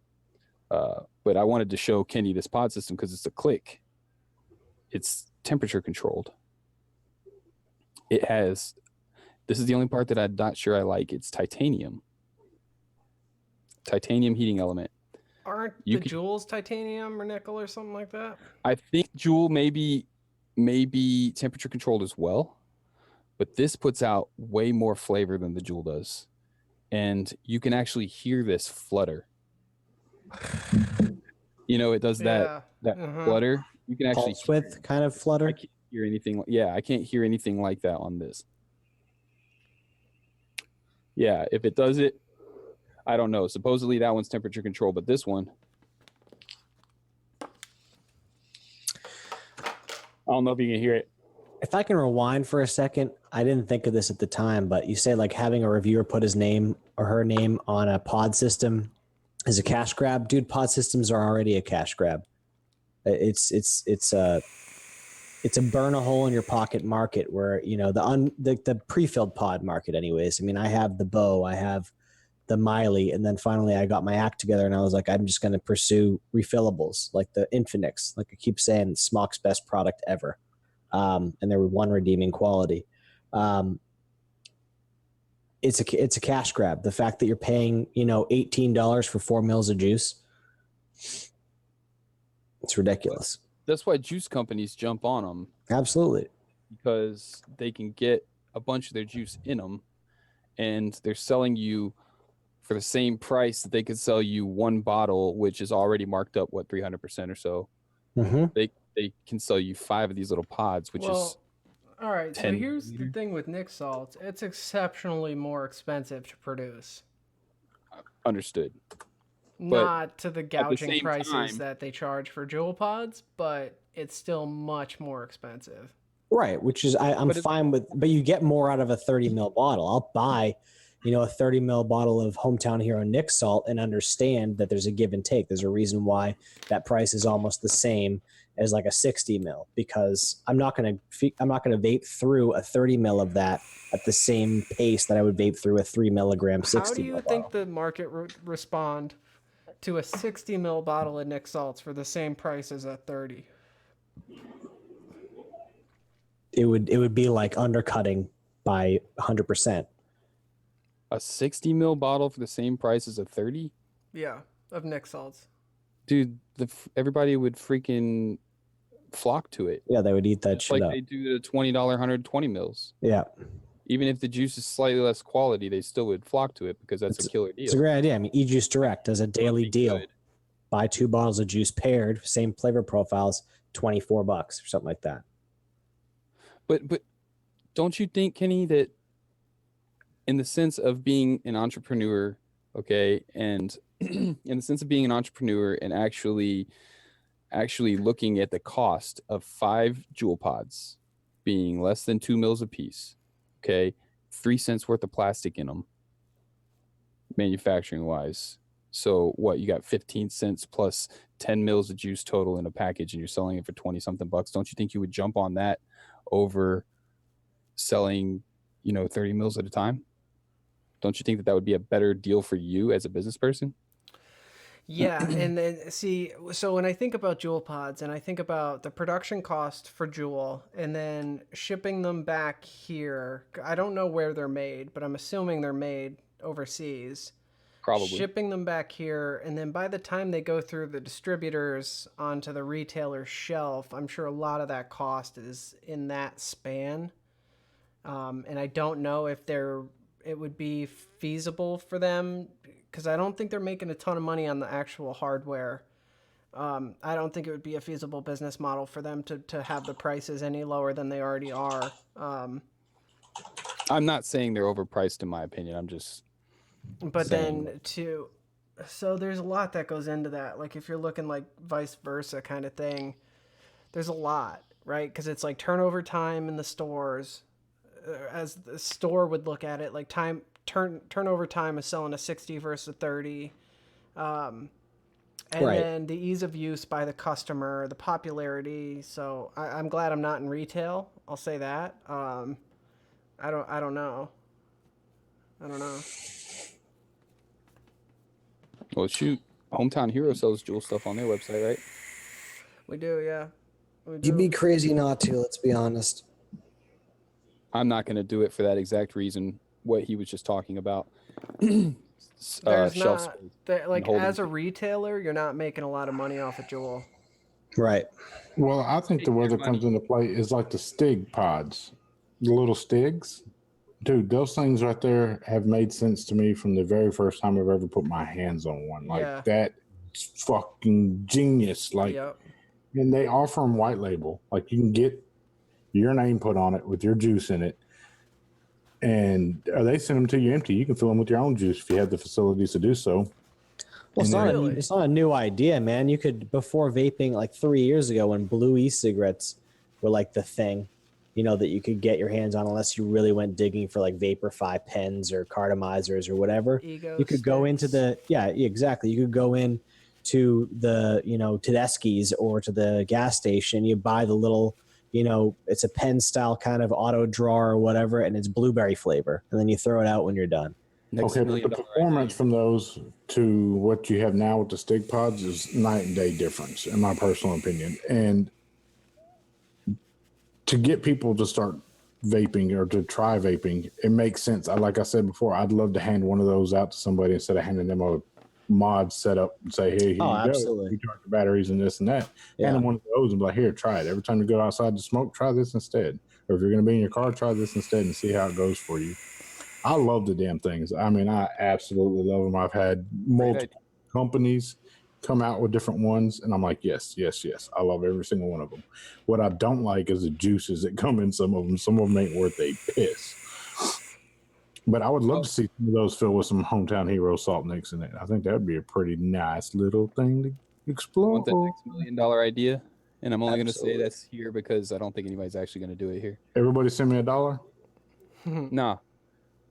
disposable pod systems are the next thing. The Stig, all that business. It's the thing. It's gonna happen. Yeah. It's gonna be crazy. It's gonna be everywhere. Every company, like Joel's saying, it's a promotional thing. They're gonna be freaking everywhere. You know what's smart? I agree. Forget this thing. Go ahead. Here's the idea. You start a disposable pod system recycling firm. Basically, you get Just go around seriously, with buckets. you contract every shop that you can contract. You contract every company. You contract shows, and you say, "Here's my bin." You bring in the disposable whatever. You give them a percentage off their next buy. They drop it in here. I haul it away. So you get your battery, you get your metals, you get everything all in the bin. You turn around and you freaking recycle it, or you take care of all. That's of assuming the consumers give a fuck. That discount's gonna have to be hefty because they're gonna just be fucking tossing. But I'm saying, then it can again, be some tweaking, but there's a way to work that. you could do it as the company and do it like Marlboro used to do with the UPC labels, and like you send them in for like points and cheap ass merchandise. You do it like that. Go back a step to what companies are already doing. Like let's just say Element Vape or something, or whomever, local vape, whatever. You buy something and they have those little tag things underneath that say add juice, add this to. They have the Mojo that are like the Stig pods. They say for like $1 add this on to your order. Like they're selling those old disposable pod systems as an add-on to your order. So here's the thing for all these shows that are allowing heat not burn in for the cash side of it. Oh, we need the funds to make this show come to be. Why not have every booth there have all their stuff in those kind of pod systems, especially salt neck lines and so forth, and those kind of disposable systems where a customer goes up and says, hey, I really would be interested in trying this juice. Give them charge them $1 a piece, and then, let that be revenue back into the place. Well, that goes back to the whole idea of, all right, well, there are certain different flavors vape differently at different temperatures. So you're not going to get the flavor profiles off of a lot of those juices. The company just released the disposable atomizer. Did y'all see that yet on Vapor DNA? Dude, it's fucking genius. Like, why didn't I think of that? It's a disposable atomizer. You fill it up, and when you're done with it, you just throw it in the trash. Wood Industries had those for testers at ECC. Dude, it's fucking smart. Wait, Yeah. was it was a tank? atomizer. Yes, it's a disposable tank. And That's the thing. People are thinking about catering to the individual consumer so much that's an innovative kind of change in the sense of thinking about the industry differently and selling to the business, selling to the convention, crowd, stuff like that. That's a convention idea. That's an idea for businesses, not for, individual consumers can do that and enjoy it, but really it's meant for try this shit out, and it cuts cost. That's interesting. Good deal. So it's like an RTA or a sub-ohm tank, disposable sub-ohm tank? Disposable sub-ohm tank. got the coil built in and everything. You can't replace it. I can promise you this: next time I fly, I will have those with me instead, and like a little cheap disposable. Tired of giving the TSA all your prototypes and stuff. You damn Skippy. And P.S. by the way, guys, I lost that fight. I don't know if I ever updated you on that. I don't know the majority details of that. All I know is you got a bunch of shit taken from you. Yeah, and I lost that fight. I fought that fight to the very end, and I lost that fight. At the end of the day, TSA is a federal agency in which they have the final say-so, and that's at the discretion of the TSA agent on duty. And it doesn't matter if it is on the fly list. If he says it don't go, guess what? It does not go. And people are like, oh, I'm going to this show and I'm taking this, and this. I'm like, man, it's a gamble. It really is. Maybe if you're not tattooed and, have a beard and all that other good stuff, you might be good to go. But if you come in with your Mr. T starter. Do you think your appearance and race had something to do with it? Yeah, I do. That's fucking... Oh, God, I'm so sorry, Joel. Don't be sorry. So it's a lesson learned. Saturation Station said cigarette butts will decay at least. LOL. I don't think that's true, is it? No. Filter doesn't decay, right? It's fiberglass, right?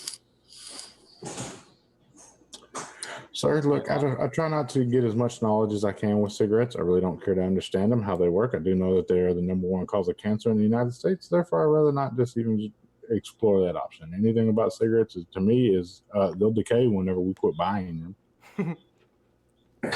I know candy cigarettes are pretty biodegradable. Yeah. Those fuckers are awesome. Think about that, dude. How fucked up that shit is. Like, you're a kid. When I and was a kid, I was like, I am so cool blowing, like, because the ones I used to get had like the powder sugar. Yeah, you blow in them. I thought I was so fucking. I was like, I can't wait till I smoke cigarettes. Seriously, man. They still sell those, but we get shit about flavors. Yeah, right. It must be nice to have your parents buy you candy. Aw, Joel. Who said anything about parents? Yeah, I was stealing that shit. Come on, man. Yeah, bro. Come on. I was walking around smoking fucking pencils and shit. All right, guys. I think that's enjoyed this show. yeah. This was a good live show. Rocky in the start. Thank you, everybody, for being here, sticking through the rocky beginning. We got it. We'll figure it out for next time too. You guys coming next week? We'll do this again. Absolutely, sure, man. I would love to. All right. Come check us out. Stan's channel, the Vape Stew. You'll see these guys there. Again, I'll put all the links in the replay in the description. Don't forget to check everybody's stuff out. Joel's profile, Stan's Lucid, RDA.com. You've got Dreamers, you've got Reveries, you've got all kinds of good stuff. Swaggins, help him get to 5 followers on Instagram. His link's in the description. Patreon.com/support Sherlock if you want to get in on the giveaways and stuff. The website is being redone, revamped. Coils will be for sale again, along with a bunch of other stuff. And anything else, guys? You guys want to? I do have something else. Let's hear it, To the Joel. gentleman who was disgruntled earlier, the offer still stands. So when you go back to watch this replay, please know I meant every word that I said, buddy. I stand on what I say. That's a solid offer. Just let me know when and where. We'll make that happen, dude. I promise you we will. Also, like you said, check out everybody's stuff, man. Thank you for having us on, Mr. Sherlock. I feel Stan, SherlockHohms, VaporSwaggins, and MrJustRight1 are going to change the way you view live vape. Absolutely. That's right. Scooby-Doo ending. I wish I had like a really cool end segment to roll right after that. I do have one, as a matter of fact. You always give the best like outros and shit. There you go. And I'm going to go ahead and share it with the people right now. If at any given point in time you ever felt like you are not a somebody, I want you to know that you are a somebody in somebody's eyes, and that somebody is me. I absolutely love each and every one of you, MrJustRight1, checking in and checking out at the same damn time. Stay blessed. Vape on, friends. Vape on, friends.